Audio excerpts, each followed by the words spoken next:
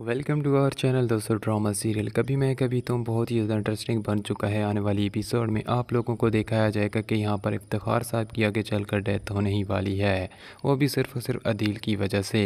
यहाँ पर अदील भी एक बार फिर रोड पर आने ही वाला है, जहाँ पर आप देखेंगे कि रुबाब के सामने बहुत ही जल्द हकीकत आने वाली है। अदील जो यहाँ पर अपने भाई मुस्तफ़ा को बार बार ताने देता रहता था पैसों को लेकर, यहाँ पर आप खुद के पास भी उसके एक कौड़ी तक नहीं बचेगी। रुबाब के सामने जैसी नताशा और उसका राज सामने आएगा, यहाँ पर रुबाब कभी भी उसे अपनी ज़िंदगी में बर्दाश्त नहीं करेगी। और दूसरी जानिब यहाँ पर अदील के माँ बाप को जो इस तरह वो बेइज्जत करके अपने घर से निकालेगी, अदील को यह बात बर्दाश्त नहीं आएगी और वो तो रुबाब से लड़ेगा, क्योंकि अब की बार उसके माँ बाप का मामला है, उसके भाई का नहीं। यहाँ पर भाई और भाभी की वजह से तो वो खामोश रहता था। उन्हें रुबाब ने जो कुछ भी कहा, जो भी इल्ज़ाम लगाए, अदील खामोश रहा, सब कुछ बर्दाश्त किया। लेकिन अपने माँ बाप पर जब बात आएगी तो ज़रूर उसे बोलना ही पड़ेगा। और यहाँ पर आप देखेंगे कि रुबाब अदील को यही कहेगी कि तुम्हारी भाभी उस शर्जीना ने मुझसे सही कहा था कि तुम सिर्फ मेरे साथ रह रहे थे तो मेरी दौलत की वजह से, मेरे पैसे की वजह से, तुम तो मुझसे मोहब्बत ही नहीं करते।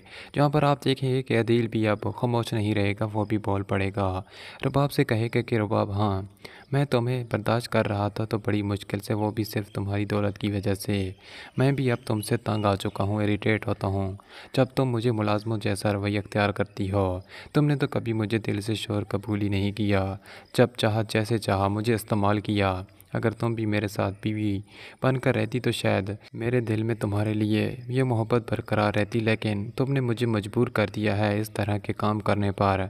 जिस पर रुबाब कहती है कि फिर तुम यहाँ पर रह क्यों रहे हो, चले जाओ यहाँ से, मुझे भी तुम्हारी कोई ज़रूरत नहीं है। अदील यहाँ पर रुबाब को तो छोड़ देगा, उसे लगता है कि नताशा उससे शादी करेगी।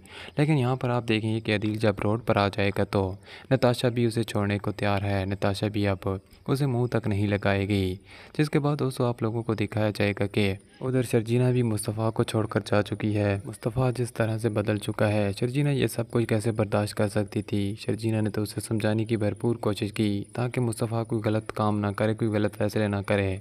लेकिन यहाँ पर मुस्तफ़ा बहुत ही ज़्यादा स्ट्रेस ले लेता है, जिसकी वजह से वो ये सब कुछ करने पर मजबूर हो जाता है। और जिसके बाद आप देखेंगे कि शर्जीना अपने घर चली जाती है, जहाँ पर उसका डैड तो पहले यही चाहता था।